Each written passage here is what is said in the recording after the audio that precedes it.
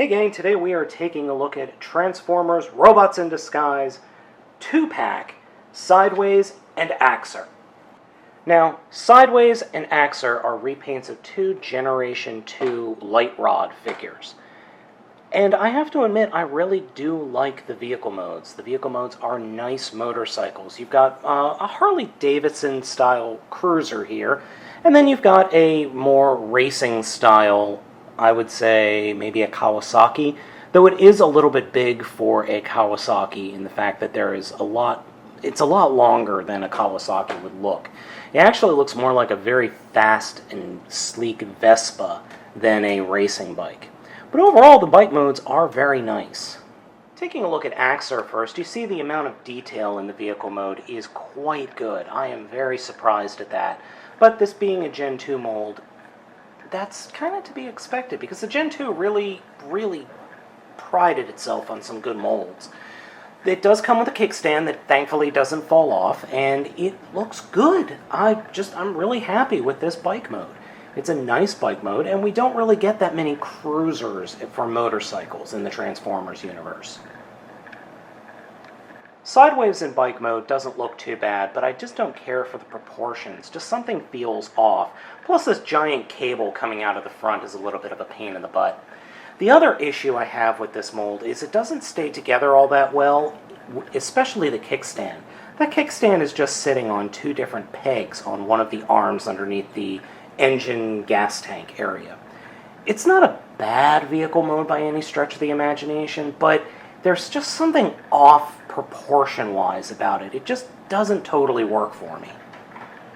Transformation for these guys is actually pretty easy. We'll start off with Axer here. The first thing we're going to do is reach up and take the compartment section and just fold that straight back and fold it out to form the legs. And then when you do that, they will split apart. So just open them up a little bit, take the rear wheel and swing it around to the side. Then reach under the engine and fold out the arms, like that. Then that will give you a little bit of clearance to come in here and just maneuver the legs such that the vehicle or the figure can stand up just fine.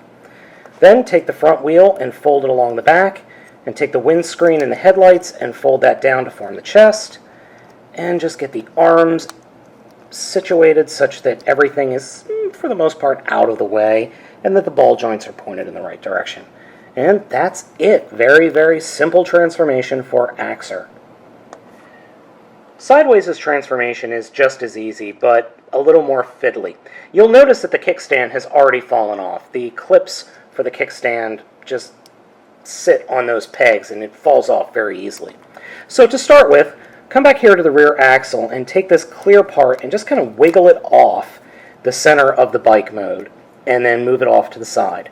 Then come to the front bumper and kind of just pull the front bumper out from underneath the headlight. Then, where this black peg is, turn the entire bottom of the bike mode so that the black peg is facing in the same direction as the headlight. That will then allow you to fold the entire rear of the bike up into the gas tank. Then take what are the legs, or the bike seat, and fold them or pull them out directly like that, and then twist them 180 degrees so you have these screws pointing up towards the gas tank. And then you can reach to the back and fold out the feet and open them up to form the legs. Now for the top of the figure, what we're going to do is this part covers the robot head, so fold that up and then twist it 180 to form the arm. And then this section, you could do a couple of different things. You could just leave it as is and just leave it like that. Or I've seen some people just kind of play with it and start twisting it around and getting it in weird positions. But really, you're only supposed to do that. Just turn it so that the fist is facing up. And then finally, take the engine block and fold it down to form the abdomen of the figure. And there we go.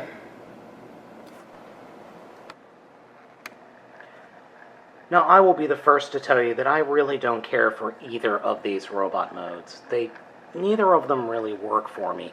Though I have to admit, Sideways' works a little bit better for me than Axer.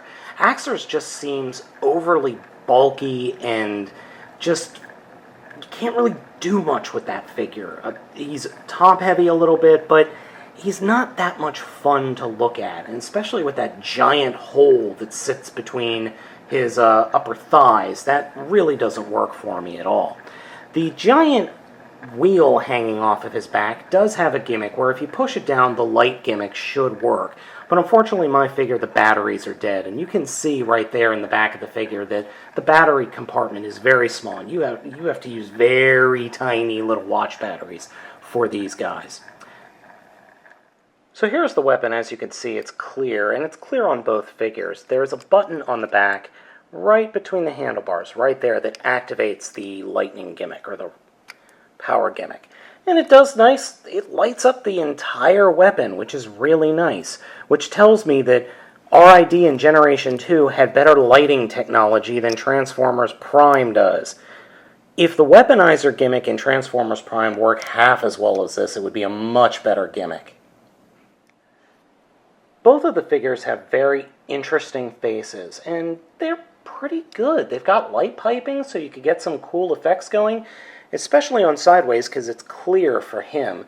I do really like the faces, and with Sidways it's got a nice ninja motif, while Axer has more of a kind of a ninja thug motif. Overall, these figures are only just okay. They're not great by any means, and they're really not that much fun. If you're a G1 or G2 purist, yeah, I would pick them up. But if you're not, I really wouldn't. There are a lot of better figures out there to pick up, especially in G1 and G2, that I can recommend much more than these guys. But, that being said, I'm sure you could find these guys for cheap out there. Now, I originally picked these up at, I believe it was Walmart, believe it or not, way back in the day. But they're available on eBay. I've seen them floating around, and the G2 versions are also available pretty readily. So if you really want to get them, they are out there for you.